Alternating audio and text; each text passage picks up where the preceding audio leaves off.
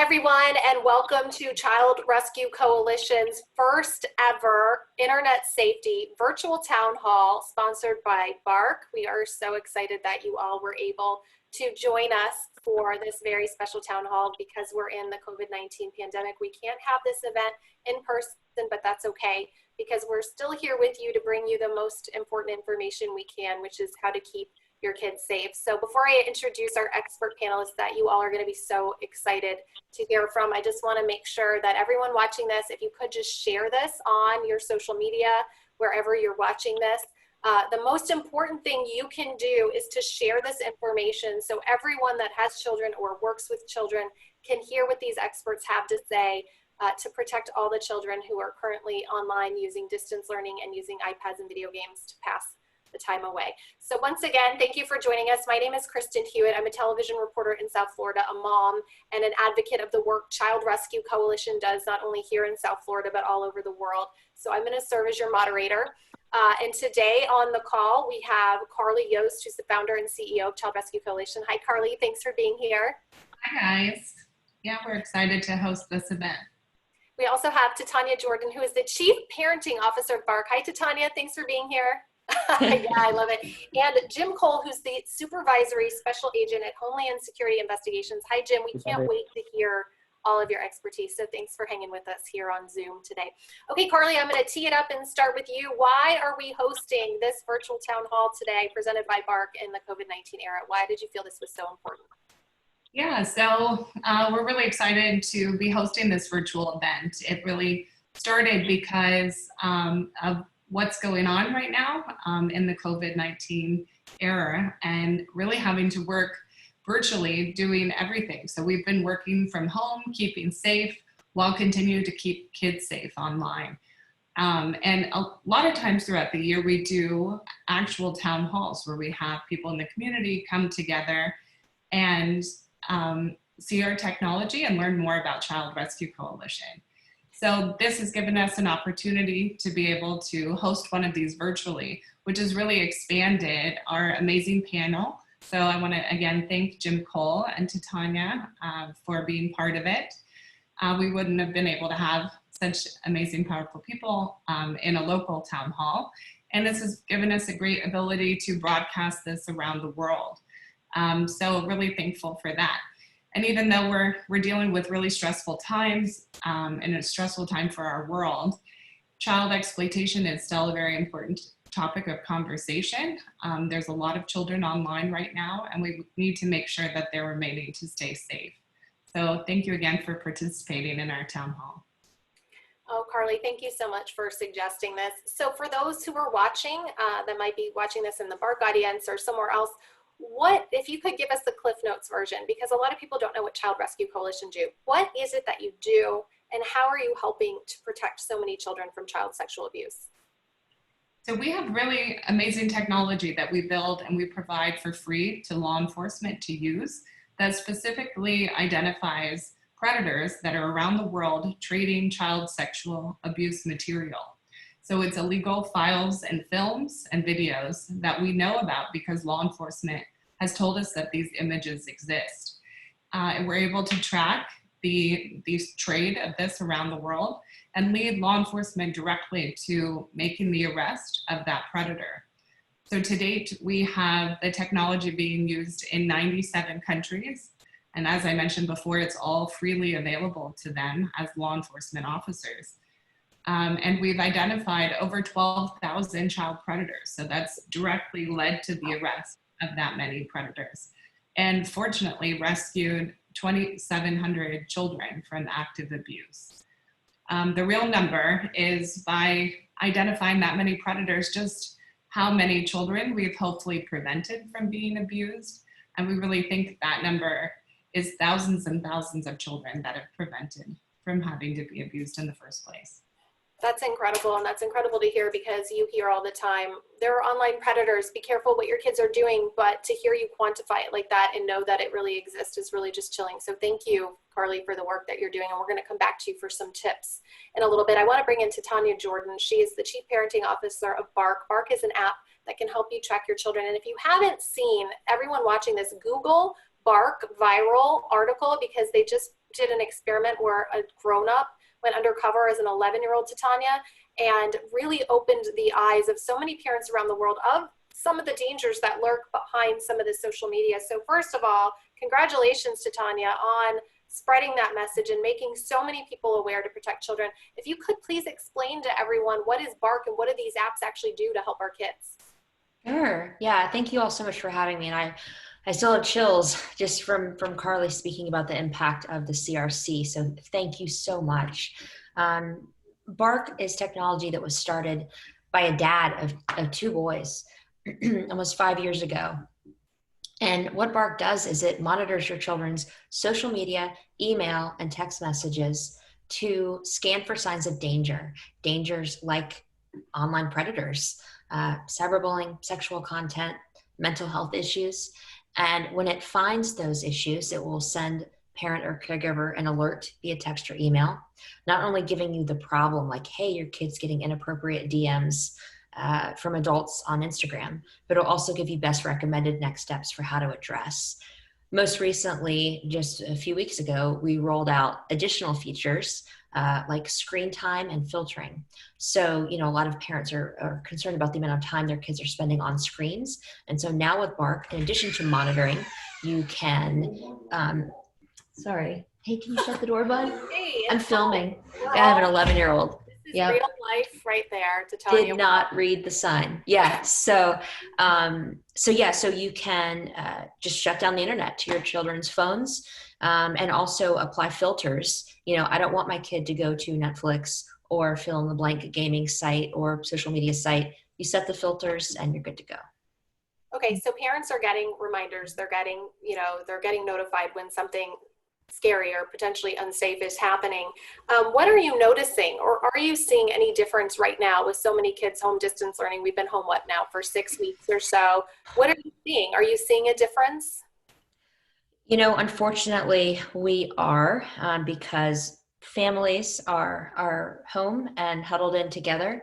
We're seeing an increase in the amount of childhood sexual abuse alerts, domestic abuse alerts. It's really, really sad and unfortunate, but we're also thankful to be able to, call attention to this sort of thing. And one note, which is, typically a parent would get an alert when their child is being abused, but if that abuse is taking place within the home and that parent is the abuser, we actually have a protocol in place so that that alert does not go to the parent, therefore keeping the child safe in that instance. Yeah, it's really scary to think about how many children are home with their abusers. Titania, I want to come back to you to find out what to do when that information is flagged. And I also want to thank you again for sponsoring this, but I want to bring in Jim Cole, who's from Homeland Security Investigations, because Jim, I know you're seeing a change right now during COVID-19 as well. So first of all, tell everybody that's watching, Jim, what is Homeland Security Investigation? What agency does what part does your agency play in this? Because this is your job, everything we're talking about right now. That's right. So Homeland Security Investigations is the investigative arm of the Department of Homeland Security. And primarily we investigate transnational crime. So anything that would move over an international border. And just by default, the internet is kind of borderless. It's a global network. So in the area of child protection, we have been working child exploitation crimes for a number of years, going back to when we were previously the U.S. Customs Service, and prevented the smuggling of things like child pornography into or out of the country. Fast forward to the advent of the internet, and primarily most of our work now is online and internet related. So we investigate all of the federal child exploitation crimes that are in the federal statute. We work very closely with our state and local partners, our international partners, and different NGOs like Child Rescue Coalition, who provide us with some phenomenal software and a system to investigate predators that are online.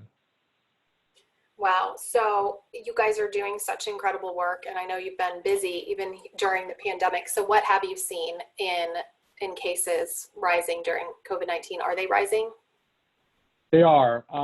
What we're seeing really in all the online platforms where child exploitation takes place, in the different companies that are reporting these types of things in, there's been a pretty big uptick, which I think we all expected just because people are home and isolated, and people are online more, and kids are online more. Instead of being in the classroom right now, a lot of kids are spending their day on gaming consoles or in different online platforms. And so that opens up the aperture for offenders to target those children. They have more time to target those children, and we've definitely seen an uptick in that. Do you want to talk now, Jim, about any cases you've seen that have happened during this pandemic?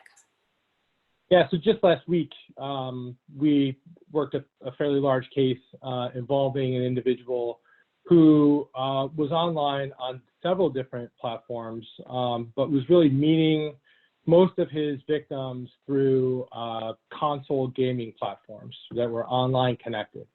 And he So would, I'm sorry, can I just interrupt you so you can clarify that? When you say console gaming, that's like Xbox, things like that. We're not talking about iPad, Roblox, et cetera, correct? That's right, yeah.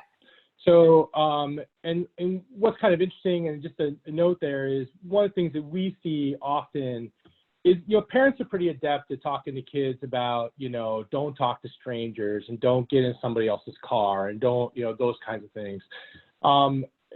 In the online world, that idea of stranger is a completely different concept. And so the problem is, if you have people who are playing these games together, and in these online environments, they form teams, or what they call clans, and they start to communicate. And what happens in very short order, they become what they would consider friends. Although they have not met that person in person in the physical world, the idea in the child's head is that is a friend. And so the offenders take advantage of that and exploit that and turn that relationship into, oftentimes, start to move that into something of a sexual nature. And that's what this offender did in this case. And we're going to have, we're not quite certain, the case is so new, we're not quite certain how many victims there are, but thus far, just past Saturday, we were out, we arrested this offender, we executed a search warrant in his home based on some of this online activity, and we didn't really understand the breadth of it until we got into the home, into the devices, and saw really how massive his offenses were. And within about 12 hours, we identified and rescued 3 victims in another state that he communicated with. And so I'll kind of run down how that happened, because I think there's some good lessons there for parents. So you had a young teenager, a young teenage boy, 13 years of age, who was the primary original target of the offender in this group. And again, online gaming, they became friends. He gains a level of trust. He asks the teen to do something that doesn't seem so outrageous. The teen does that. Then he kind of ramps it up a little bit, and it progresses. And it progresses over a pretty short period of time. I mean, it doesn't take months to do this. It really takes a matter of days. And then what happens is he gets the teen to kind of a compromising position where now he has blackmail material. So he can really extort and blackmail that teen into doing more horrendous things for fear of the original kind of it's not really, really bad, but it would be very embarrassing for that being leaked out to his friends, his family, his teachers, etc. And so then what happens is the offender is pushing that teen to abuse his younger sibling, and in this case, an 8-year-old. And so it turns into full-on sexual abuse between 2 brothers, all propagated by this offender, because he had moved into tactics like threatening to kill their families, threatening to burn down their home when they're asleep. And then now that we've gotten into the devices, into different online platform accounts, to see the full scope of what we're dealing with, these are tactics that he used over and over and over again with teens and younger siblings around the country, and probably around the world. And yesterday, I was at the office going through some of this material doing some victim identification, because our goal now is to identify and rescue those victims. And because although that particular offender is now in jail, who is propagating the online, we now know that we have several adolescents who have been in abusive relationships with younger siblings and other minors that were in their care or they had access to. So we still have potentially more ongoing activity that's happening out there. And so for parents, the parents had actually realized that there was kind of an issue with this one guy, and they had actually removed the devices from the kids. But the kids had a friend, and then they got a friend involved, and then they communicated with the offender over that friend's device. And the parents didn't realize how bad it was. They didn't realize that there was any sexual activity going on at all. They just realized that there was a weird relationship between some dude that they didn't know and their kid, and they were spending way too much time talking to this kid, and this guy was sending them gifts. Because there's another thing that happened. He would buy them online gaming sets, and he bought them a better camera. Anytime someone buys your kid a camera, that should be very concerning. Or any. And that was, yeah. So yeah, Jim, really anything. Yeah. Jim, When Amazon packages start showing up at the door, there's definitely cause for concern. Jim, this is so disturbing, I'm sure, for everyone listening to hear, but it's basically the answer to the question, how are video games harmful to my children? You just gave us the answer. So I know, Titania, I hear you listening, watching this, and it's just physically disturbing. I'm sure it is to you, Carly, to hear that these kids are being violated like this. I guess the question for all of you, and I don't know if you want to take this, Jim, or if Titania, you want to answer it, or Carly, but how can we prevent this? So you're right, we can learn lessons from this. How can we prevent something like this from happening? I'll chime in because this is something I'm asked almost daily. And honestly, it starts young. Your children need to know that you're a safe place, that you can talk about anything with. You need to have open, ongoing, and honest conversations with them, because when these tough things arise, they might not even be able to verbalize it. So you need to just be that safe place for them. Then it starts early, much like when our parents talk to us about, take candy from strangers. Well, now the new version of that conversation is there are tricky people online that can pretend to be your friend or pretend to be someone your age, but these are the clues that you should pay attention to if they're asking for PII, that's personally identifiable information, your name, your age, where you live, if they're asking you to take the conversation to a different place, perhaps to a chat app like WhatsApp or Kik, if they start to send you gifts, let's talk about it. The worst thing you can do is not share something with me because I'm here to help you. Another thing to emphasize is that you will not punish your child. Let them know it's not their fault. A lot of kids are afraid to flag these sort of uncomfortable things because they're like, well, my parents totally going to take the PS4 away from me and I want to play my games. So let them know that they can come to you without retribution and you'll navigate it together. Because they want to go to play the games and talk with their friends. And also don't hesitate to reach out for help. If your parent's spidey sense goes up, if your gut says something's off and you don't quite know what's happening, reach out to a pediatrician or a trusted healthcare provider, or even maybe your child's school counselor for tips for how to get your child the help they might need. Because a really important thing to note is that a child can be sexually abused without ever having encountering another adult in real life. It is happening digitally. It is affecting them both with short-term and long-term effects, and they need help to recover from that. And then Carly, I know something that Child Rescue Coalition and you guys say is where to allow children's devices. Is it feasible to not have video games in a room where your kids can't chat? Right, so that is something that we encourage parents, is especially in a time like this, if we are able to spend time and be home with kids. I know everyone's working and they are on more devices, but is try to know what kind of games are they playing, what apps are they using. And if you haven't heard of it, because you can't have heard of every app, there's a new one that comes on every single day, spend some time researching what the different components are and what it's used for and who they're chatting with. But I think Jim and Titania said it perfectly with really trying to make sure that you have open communication with them, so that when it's almost like children are on the front of the line in a way, where they need to know that you're that person they can come to when they are approached, because it's likely that they will be approached in one way or another. Jim, I want to go back to this case really quickly and then we'll move on. But in this case, you said that the perpetrator said he was going to potentially kill parents or burn down their house. So he planted this fear to extort them or sextort them into doing something. Yeah.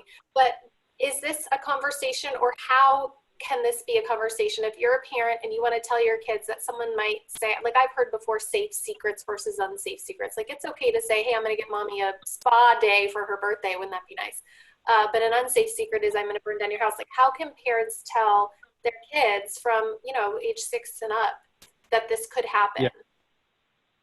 Yeah, parents have to have age-appropriate conversations. I mean, it's really all about that open communication, like Tanya said. The parents who are successful are the kids who avoid these, and the kids who are hard targets. And we've actually seen several examples of that in the evidence I'm going through. We saw several examples in different chat communications where kids have said, go away, pedophile.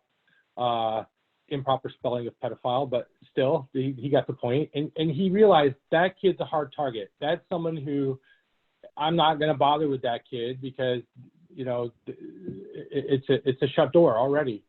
And so kids will not figure these things out for themselves. That's just the reality of it, especially at that younger age. And so parents have to have that dialogue. They have to be able to talk to kids about, what is appropriate, what's not appropriate. And one of the things you said, it's like sometimes taking away or just that, you talked about fear of retribution. That is one of the biggest fears that kids have, right? They enjoy being on these platforms. They enjoy using the platform. Like a lot of the time they're using the platforms appropriately. And then there's this piece of it. And so you don't necessarily want to just knee-jerk and take it away, because that can oftentimes backfire and create even more secrets and even worse behavior. And we've seen that. And so it really is about having that open communication and involvement. And I'll be honest, parents have to monitor these platforms. I mean, that's just the reality of it. Parents need to try and monitor these platforms, be on the platforms as much as possible, figure out what platforms are appropriate and what aren't. Because there are certain platforms that kids just shouldn't be on at all. And then there are other platforms where there's appropriate, items on those platforms and communication, but it's just about making sure that they have that communication so the child can tell. First, so the child can say no, right? When they're approached or contacted or attempted exploitation. Second, that the child can then tell their parent or someone they trust, an adult. And then the parents have to know what to do with that information after that, because we've seen parents try to do their own undercover. We've seen parents just completely shut it down, which from the law enforcement point of view removes a potential opportunity for us to catch that offender. I mean, look, it's important that you protect your child, but when your child's not a target, there's 1,000 other kids that they'll target. And so the best thing to do is take that offender off at the root so that more kids aren't abused globally. So contacting law enforcement when it moves into this illegal realm of especially sexual activity is really important. Yeah, and Jim, you just led me to a perfect place, and I see Titania shaking her head. So Jim just said, Titania, there are certain platforms kids should not be on. Your app, Bark, monitors these platforms. So I'm curious from you as a parent and just someone concerned about children in general, what are the most troubled areas that you're seeing? I mean, you're getting flags, you're getting notifications. Is it apps? Like, where are you getting the most flags, especially right now? Yeah, so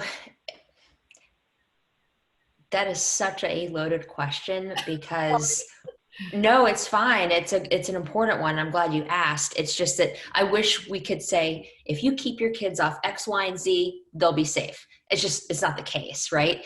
YouTube is a great platform, but if your kid has a public profile and you're not monitoring it, they could stumble upon some problematic content. And if they are posting videos of themselves that are seemingly innocent, I guarantee you a sicko will screenshot, a certain timestamp and use it for nefarious purposes. And so, and there's an instance like that over and over again, whether it's Snapchat or Instagram or TikTok, they can all be problematic. Really, honestly, one of the safest platforms that I've encountered both as a parent and at my work at Bark is Roblox. If your kid is going to be gaming, Roblox is pretty safe. They have really poured into their trust and safety initiatives to do as much as can be done in that regard. There are other platforms that I won't call out, but you know who you are. If you're not looking to work with a platform like Bark to monitor the in-game chat happening, and you know about the predators that are contacting kids, shame on you. You can do more and you should do more. And, gaming platforms are one of the hardest to monitor because the gaming platforms are not opening up their API to the opportunities out there. And so what you as a parent should do is sit with your kid. I know you don't want to sit with them for 5 hours while they're playing Fortnite because no, thank you. But if you could just sit with them for a few minutes and just get to know the landscape of, oh, what's that thing up there in the top left? Is that a chat? Oh, who's Gamer425? Is that like Jimmy from down the street, or is that some rando from Australia? Just ask those questions. It's also a great way for you to connect with your child too. Like, you can ask your kid, how's your day? And they're like, fine, grunt, snack, bye. Or you can talk to them about Fortnite and they'll open up and they'll tell you all kinds of things. They won't stop talking about it. And so it's a way to connect and learn about their virtual landscape, much like you would. You don't send them to school when they could go to school, please, soon, hopefully, without assessing the situation. Don't hand them a device that can access anyone in the entire world 24/7, 365, and vice versa, without knowing what they're doing, where they're going, having conversations about it, and protecting them. You don't give them a bike without a helmet. Don't give them a smartphone without monitoring technology. Yeah, I saw an investigator once wrote, you don't give your kids a car without giving them driving license and say, go have fun. And that's the same with a smartphone. You brought up some great points, and I wanted to bring it over to Carly for a second, because Carly, I know at CRC you're very concerned about not only what kids are doing, but also how parents are sharing pictures of their kids as well. And as Jim was talking about this online gaming case, it got me thinking, like, are predators searching #online gaming that kids are posting or parents are posting? So Carly, what are some things parents and kids can do to try to prevent people from finding their content online? Yeah, so that's actually one of the things that, beyond just providing technology to law enforcement, we're really trying to educate parents as well of how to keep safe and keep their children safe. And it really spans different age groups. So when you're dealing with young children, one of the components of our campaign is to educate them not to overshare information about their young child. So in this instance, it's not who the teenage child is talking to, it's more us as the parent and what we're putting out there. So making sure that you're not overexposing nudity when you're sharing on social media platforms, or exposing just too much skin in general. So when you say nudity, you're talking about baby pictures and things like that? Yes, even very young children, where to us, it seems very innocent, and who, would look at this but as a cute way, to a normal person could be viewed very differently by a predator. And if you have an open platform that's not set to private, it really could get into the wrong hands by a predator. And now let's even imagine you have a private platform and it's people that you know. You really don't know who within a circle of people you've met throughout the years could potentially be a child predator. Unfortunately, we do come into contact with these people. There's a lot more of them in our society than I think most people even want to think. So sharing pictures like that could be exposing them to a risk that you're not even thinking about in that kind of way. So another tip that we like to talk about, and this is something anyone can do, is actually if you go onto your phone, and people can do it right now, but if you go to settings on your phone, and then you go to the privacy settings, you'll see location services. Now that'll be on, and that's a good thing. That's how your phone works and your map works and all of that. But when you click on location services, you can actually scroll in and go to camera and make sure that is set to never, so that when you're taking pictures and images of your children, that it's not capturing information about where you're located at that time, when you're just simply sharing photos with loved ones on either through text or through multiple different platforms. We want to make sure those kind of location device settings are turned off, as well as any kind of social media platforms are also make sure to check and make sure that they're always set to private as well. Yeah, that's a great hack for all of us to do, especially teenagers when they're posting from their schools and things like that. And I'm sure, Jim, you've been able to catch criminals from that location being set to always instead of never. Okay, I want to turn back to Jim. You were talking about this case, and Titania about, okay, you're flagging this content.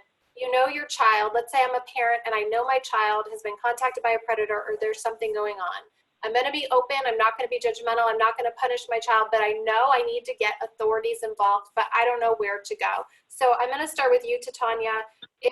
How do you recommend a parent respond? What do they do if they see that content is getting flagged? When do you know when to get the authorities in? Who do you call? What do we do? Thank you for asking that. I want to raise one quick point before I give that feedback, because Carly touched on the fact that anyone can be a predator. Anyone. It's not just creepy, socially awkward dudes living in their parents' basement. It is pastors, lawyers, doctors, teachers, sometimes law enforcement officials even. Like, they're everywhere. They are smart. And so you have to have your guard up. Fast forward to your question, which is, what do you do? Our recommendation, and Jim, I'd love for you to reinforce or correct anything that I may say that is inaccurate, is that, first of all, you take a screenshot of whatever is happening. You need to document the username, timestamp, what was said, any details you can. Let me ask a question. I'm interrupting because this is really important. So let's say your child is receiving naked pictures of another child. If they screenshot it, does that become me being, or my child being in possession of CSAM? So I didn't mean to interrupt you, but I feel like that's something a lot of parents want to know. That's a great question. Jim, will you chime in on that? Yeah, absolutely. So the answer is no. No one's going to prosecute that for evidence gathering. Now, as long as it's reported to law enforcement, turned over to law enforcement, the federal statutes actually have a whole section about that issue, that it is an affirmative defense if you turn imagery over to law enforcement, you report it, et cetera. So there's really no threat of being arrested for gathering evidence related to protecting your child. Great. Thank you. Thank you for that, Jim. I actually wasn't sure. So to document it, take a screenshot, and then contact your local law enforcement first before you talk to the platforms. That said, the law enforcement has a different incentive than the platform. Sometimes the platforms just want to get rid of it. And even sometimes their actions can alert the predator that there's something going on, that they've been discovered, and the predator will just shut down that account and start a new account and delete everything that they can delete. So you want to document, alert law enforcement, let law enforcement give you the green light to do what you need to do. When they say you can contact the social media platform, or if they're going to do it for you, that's when you can go ahead and take the steps to block and report, etc. Those are great tips. That was really helpful because I didn't know a lot of that. Jim, do you have anything to add? Is there a phone number to call? Is there a national hotline? Anything parents need to know about? Yeah, so parents should absolutely contact, there's a national clearinghouse for this type of activity, which is the National Center for Missing and Exploited Children. And that's really, they will immediately take that information and get it to the appropriate law enforcement that serves that community in that area. And that's really the best bet. Sometimes just contacting your local law enforcement agency and getting a patrol officer over, unfortunately, that patrol officer is not going to have the expertise probably needed to really deal with that crime that can cause some issues that we've seen. So your best bet is to contact the National Center for Missing and Exploited Children. There's a link, missingkids.org, and the cyber tip line is the number to call, because what will happen is experts will get dispatched out to deal with the issue. And that's really who you want coming through the door in a situation like this, to ensure that we really remove the problem at the source and not just remove one victim. And like Titania said, we've seen when we report this to the platform, generally what will happen is the platform will just suspend that account. And the offender just opens up another account, or like we've seen, and even in this case last week, the offender has 12 accounts on every platform, right? So you close one account, and I found numerous suspension and emails that he received from different platforms saying, you know, your account was reported to us for this, we're suspending your account, or we're banning you from the platform. It didn't matter to him. He just go into another account that he had, or he created another one and use a different email. And so you really want to be able to exploit that and remove the issue from the source. All right, I'll make sure that we put, when we share this on Facebook, that we put the cyber tip hotline number in the comments so everybody will have that. But I want to move on to a topic that I think Carly can answer. So we're talking a lot about child predators contacting our kids online, or, you know, how this happens through the apps that Bark, you know, monitors. But once these predators are collecting this child sexual abuse material, which is what we call it, it's called CSAM, or child sexual abuse material, it goes to a place called the dark web, Carly, that a lot of people don't know exists. So can you tell us what this dark web is, and what are these predators doing with all of these pieces of video and photos that they're collecting from our children? Right. So yeah, specifically where our tool monitors is not typical websites. So we know that predators are on all different areas of the internet. They're using these platforms, talking to our kids, using gaming sites. But really when they want to take it one step further and either share images of abuse that they've documented themselves, or download a whole world available of them of child sexual abuse material, they go more underground and are actually going to peer-to-peer and file sharing networks that they download. And for free, there's no money charged, they're able to look up as many images of abuse as really as they want. And so it's highly illegal for every file that they're in possession of. They're committing a felony by each individual film that they download and view. But they're also in these networks, which then make it available for distribution. So they're allowing other predators to view and download and collect these images as well. And what's interesting about it, maybe if you wanted to show the map at this point, I could show people actually how our tool works. So really, we see this as a huge global issue. And really anywhere that has access to the internet, we see predators online at a given moment, and they're able to download and distribute this kind of material. But when you talked about it being the dark web, and as you pulled the map up, I'm trying to pull it up right now as you talk, so just keep going, and if I can get it, I'll share it. Okay, yeah, no problem. So people want to know, how isn't this typical websites? And that seems to be, you know, someone who's not engaged in this kind of behavior of how you would go about finding images. But predators learn savvy behaviors of how to do this more efficiently. So they actually realize that they have to download these specific file sharing networks. And this is the map and our technology actually working at a given moment to be identifying who these predators are. So the dots that you're seeing appear are actually predators that are online at this very second in possession of these known illegal content images. And as I said before, they're also making it available for distribution. So each individual dot could be at least one person or multiple people.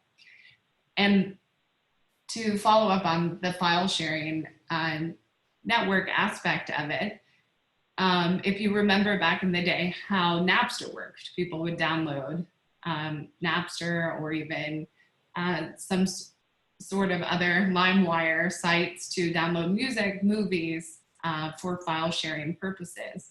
It's really what's come out of that is new networks that are now available and really can never be taken down. So they're out there, they exist on individual computers, and they're really for the purpose of trading any kind of files, but predators have learned quickly that it's an easy area for them to transfer, share this kind of information.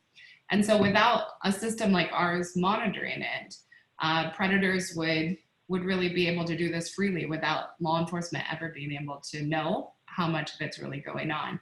So our child protection system tool that law enforcement is trained on shows them their jurisdiction. It shows them a great window into right at that moment who's trading the most files, what type of files that they're trading, who we view as most likely to be a hands-on offender.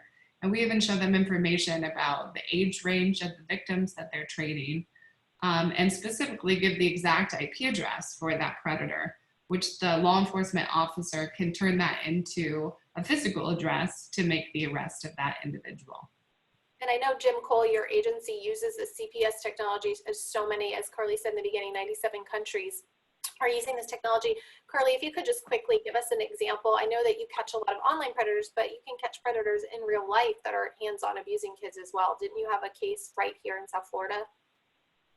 Yes, so a lot of them. So what we found is that around 85% of people that are just viewing child sexual abuse material have already committed some sort of real life hands-on abuse. And certainly we've found out about doctors that were abusing children and daycare providers that we led to the identity of because of their online activity. But once officers were there, discovered many children that were actually being abused in real life. And specifically to talk about 2 South Florida cases, and this really was something I've been involved in Child Rescue Coalition now for about 6 years since we started the organization. And it always has been something I've been so passionate about, but I never expected there would be cases that hit so very close to home for me. I have 2 young children living here in South Florida, and there's actually a local gym that I had just signed the kids up. It's for kids gymnastics classes. And before taking them there, my friends and lots of my kids' friends all go there. We actually ended up leading to the identity of a gymnastics coach that was working at that gym. And so this was a male coach, and he was looking at images of 3 to 7-year-old boys and working with children of that age. So this was about to be a place that I was going to be taking my own children. And thankfully, an officer locally was able to lead to the identity and the arrest of that individual. Another case that hit incredibly close to home was one of my very dear friends who has children the same age as mine, and my kids are very close to friends with hers, and we play at their house all the time. But it was actually a Delray Beach pathologist that was her next door neighbor. So very shared almost the same yard.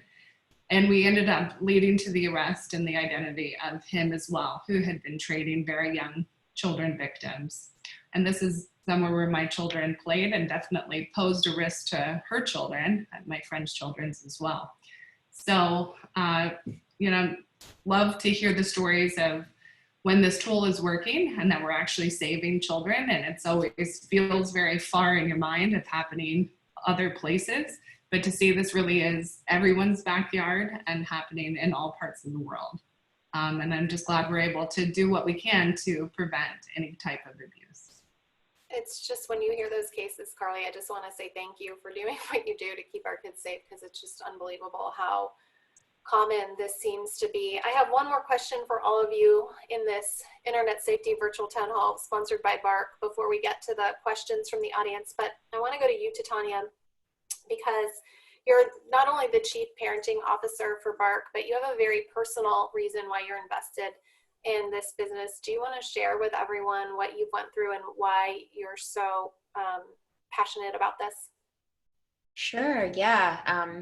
For the longest time, I honestly blocked it out. And when I didn't block it out, I just felt ashamed, and felt like because this happened to me when I was a kid, I was somehow less than or not worthy. Thankfully, over the years, I have come to grips with the fact that this was not my fault and there are just bad people in the world. So when I was a child, about 6 years old, I was molested by a trusted babysitter that we found through our church. And so,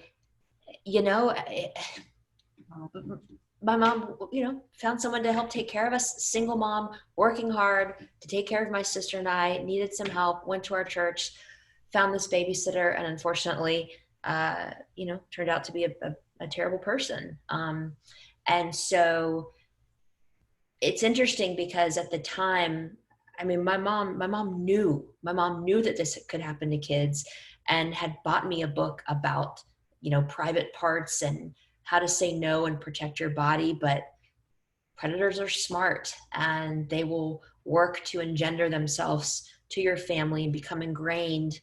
It's some of the people that you are closest to that can impact your children. And so she did everything, she could to try to educate me, and it still happened. And I didn't even realize what had happened until I was about 8 years old, because I was 6. I didn't know that it was wrong. And it's crazy. At the time, I didn't want to talk about it.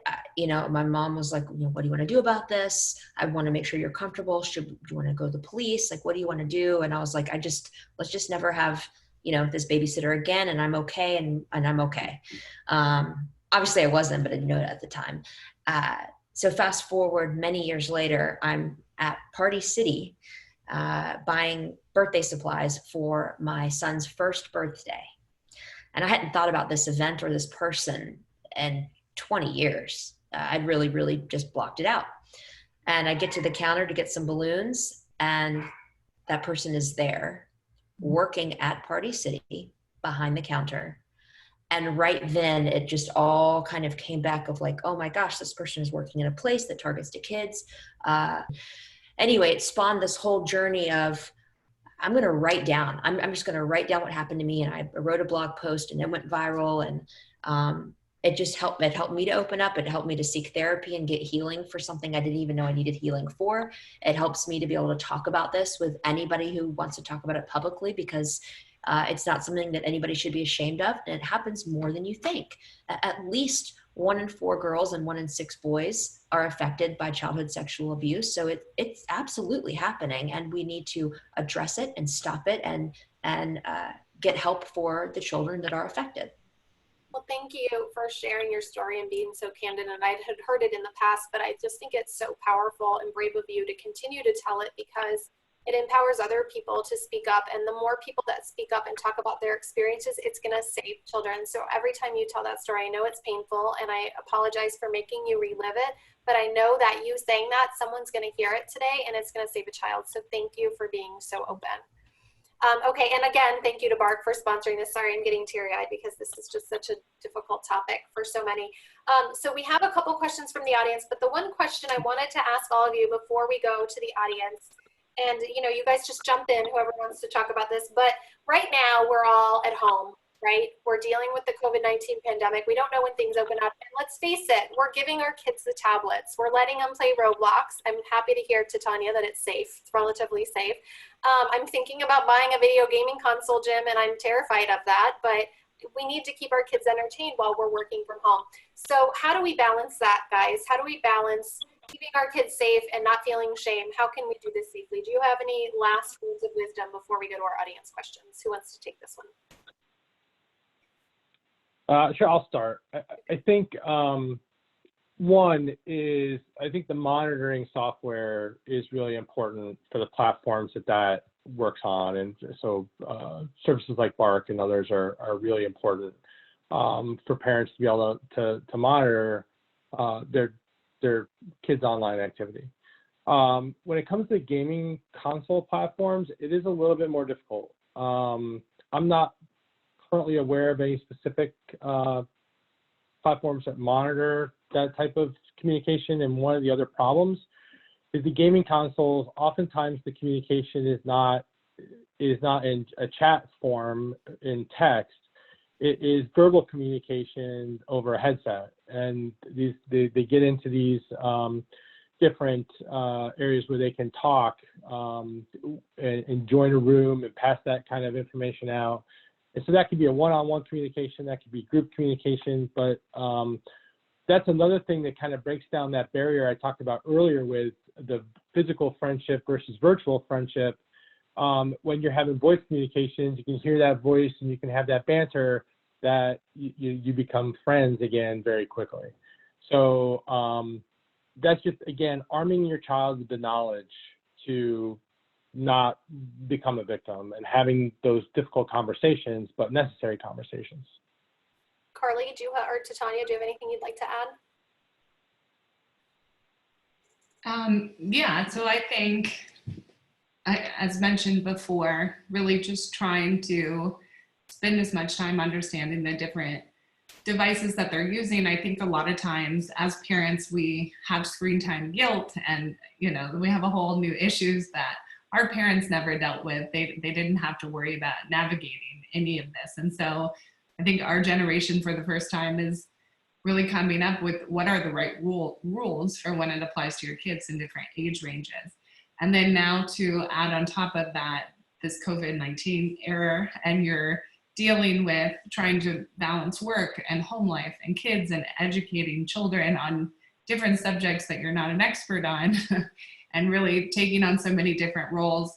I really do think we have to give ourselves a break with a lot of guilt that comes along with parenting and knowing that it's not all going to be done perfectly. And, maybe they are watching more TV than normal, or, watching a movie later than normal, or using iPads more. We all kind of have to be relaxed and know that we're doing the best that we can at these times.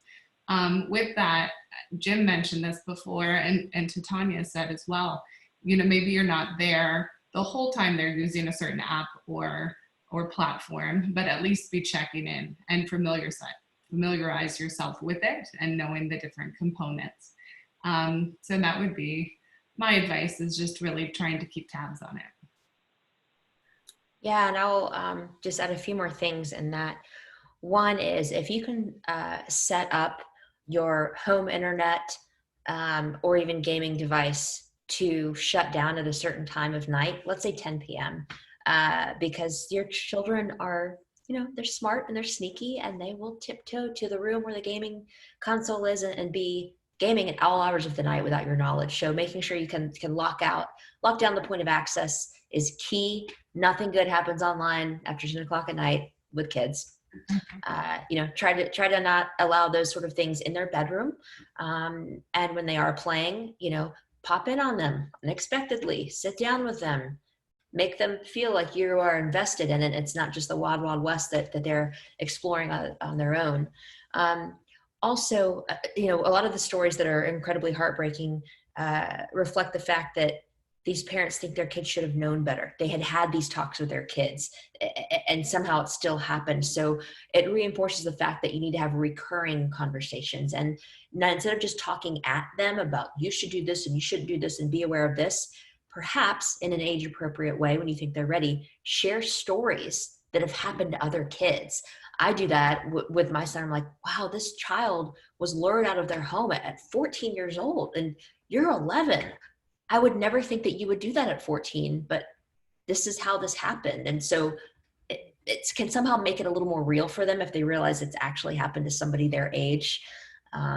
It's important to point out. Yeah, and everything you guys are saying is educate and communicate. We just can't be afraid to talk about these hard subjects. It's hard to be a parent. We can do hard things. Okay, we have a couple of questions. I think this first one's going to go to you, Titania. Michelle on Facebook wrote, my 10-year-old daughter wants a YouTube channel. I told her she could have a private channel, but she said then nobody can see it, and she wants a public one, but she doesn't want to show her face. Just wondering, if she did it that way, can predators still find out any information, even if her face isn't shown? I told her maybe we could try Facebook. Is that safer? So let's talk about YouTube. What is the safest route to go if you're going to give your kid a YouTube channel, Titania? So if you are going to allow your child to have a YouTube channel, I would insist that you make it private. That is important.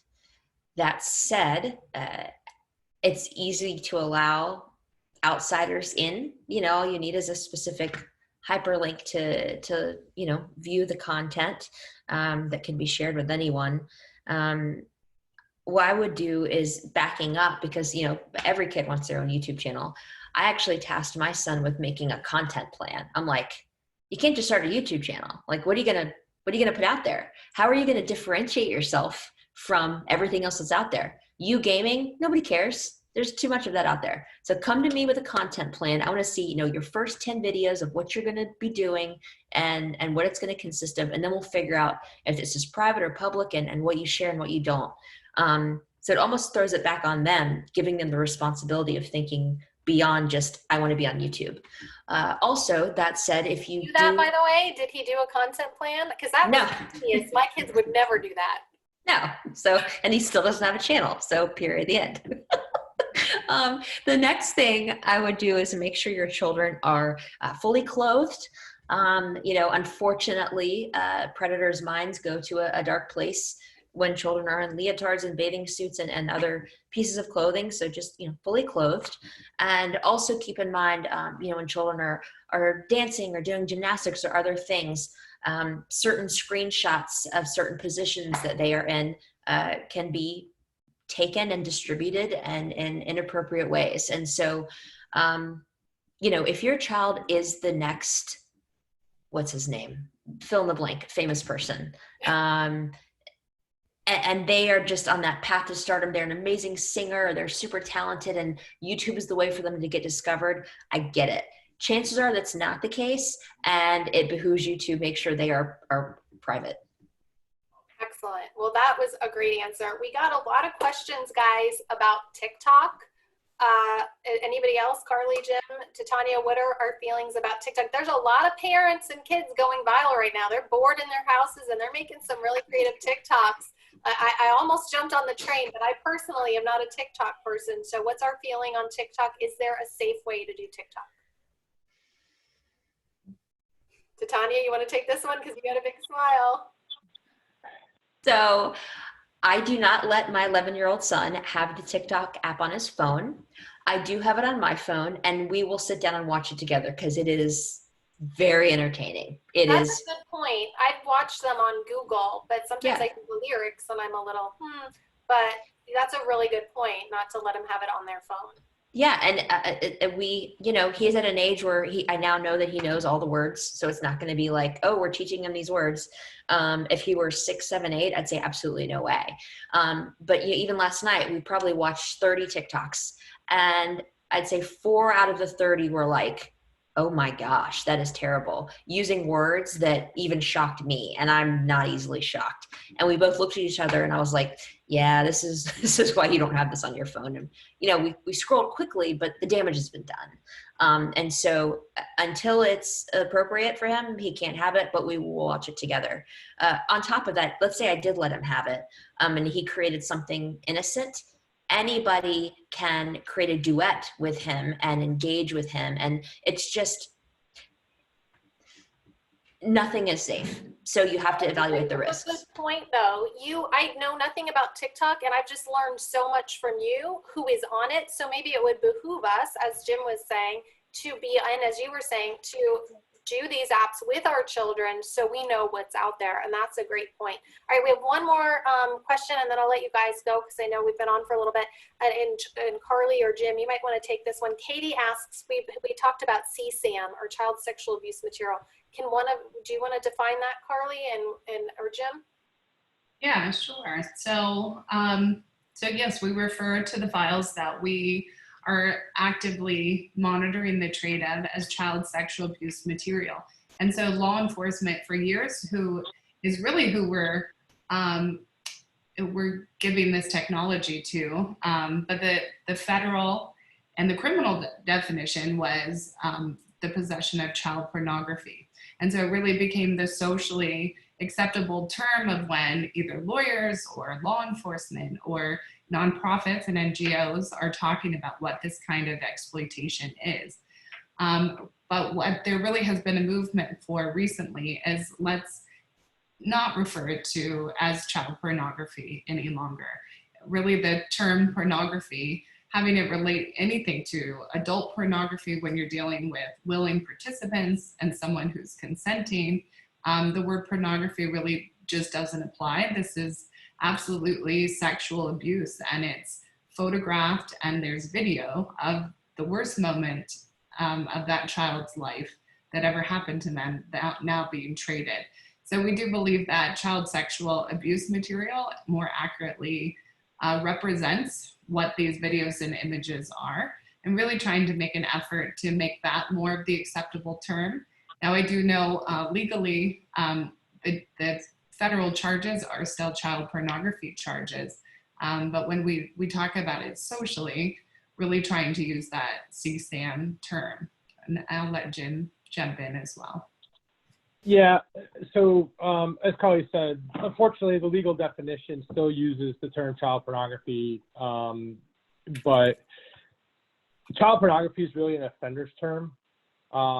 It's pornography geared toward, the offender, and it's terribly insensitive to victims. And so there's an effort underway to change the law and change the language. But there's a big movement within law enforcement in the community, and as a chair of the Interpol Specialist Group on Crimes Against Children, it's another thing that we're really trying to push globally is to stop using those inappropriate terms when we talk about it, unless we're talking about the legal statute. And so earlier I used those terms, but we're referencing kind of the statute. But there are several terms that are child sexual abuse material, or CSAM, child sexual exploitation material, or CSEM, indecent images of children is another, or child abuse imagery. All those terms are fine, but definitely moving away from child pornography. And even worse, the thing that drives me probably the craziest is when we really see the media use terms like child porn, or kiddie porn. Those terms are really absolutely reprehensible to anybody who's really in this space, and particularly the victims of these terrible crimes. Wow. Okay. Thank you guys both for clarifying that. I think that's so helpful to know. And I wish that we could talk for another hour, because I feel like we only got into like a quarter of what we wanted to talk about today, but I feel like this was so helpful, especially in the era we all are in. Before I let you go, Titania, you work for Bark. It's an app. We can sign up. Is there a free trial right now where people can try this on their kids' phones or devices? Yeah, every parent, no matter what you're doing today, please take a few minutes to do more to figure out how you can keep your child safer online. One way to do that is to use Bark. If you would like to do that, you just go to www.bark.us. You can sign up for a free 7-day trial. And hat tip, if you just don't have enough time to get it set up, go ahead and let us know. We'll extend your trial. I know someone will make that happen. But the most important thing, though, is protecting your kids online. And so it's an overwhelming thing. We're here to help. We have an entire team of people standing by that can walk you through whatever you need to walk through. We'll screen share. We'll go through the phone. Whatever you need to do, we'll help you. Awesome. Thank you so much. This is definitely something that every parent needs to use. Jim, I know that your Homeland Security investigations, there's a lot of online resources where parents can go to learn. What are some of the websites we can go to learn how to keep our kids safe? Yeah, we've mentioned several times that parents need to be involved and have the conversation, but I'm sure parents are thinking, well, I don't know everything to talk about, and I don't even know how to have that conversation. So netsmarts.org is a phenomenal online resource with age-appropriate content for different age ranges, specifically to the challenges that those ages are most likely to face. There's resources for parents, there's resources for educators, but there are several scenarios that are real-life situations that parents and children can watch together to learn about these dangers. My agency, we have a program called iGuardians in partnership with NetSmarts And the iGuardians program is an online safety program. We have ICE offices or HSI offices around the country, and our offices, we routinely go to schools and put on these presentations. And now that we're in this kind of unique situation that we're in with COVID, we're moved to do some of those online in platforms like this. Yeah, they're great videos. And last, Carly, where can people go to help Child Rescue Coalition continue their mission to protect the innocent children? Yeah, so we definitely want you guys to learn even more about us. So we certainly appreciate this town hall, which really got so much information to them. But if you want to learn more, go to our website, childrescuecoalition.org. Please sign up for our newsletter, which usually we have a lot of local events, but we'll be doing a lot of now virtual events coming up, including on May 5th, we're taking part in, there's a Giving Tuesday Now, which is encouraging nonprofits all over to be able to share what it is, the work that they're doing, and try to get people to still continue to support through these difficult times. This is really how we're able to continue to give this technology free of charge all over the world, is through the generous support of our community. So we really would love for you guys to go onto our website and consider being a donor. Even $25 a month would be part of our, what we call our coalition club. And it allows us to continue to train officers and allow them to have access to this to really prevent predators and stop them in their tracks. All right, we will definitely make sure to all log on to Child Rescue Coalition website and donate today. And a special thank you again to you, Titania, and to Bark for sponsoring this and making this possible. Thank you so much to everyone watching. Please be sure to share this. That's the most important thing you can do, is share this, and make sure you log on and try that free trial of Bark today. Thank you so much for watching. Thank you to Tanya, Jim, and Carly. We really appreciate your time. Yeah, thank you guys for being part of this. Thank you. All right, everyone. Yeah, thank you thank you again for watching. And remember, we're all in this together. Have a great day. Bye.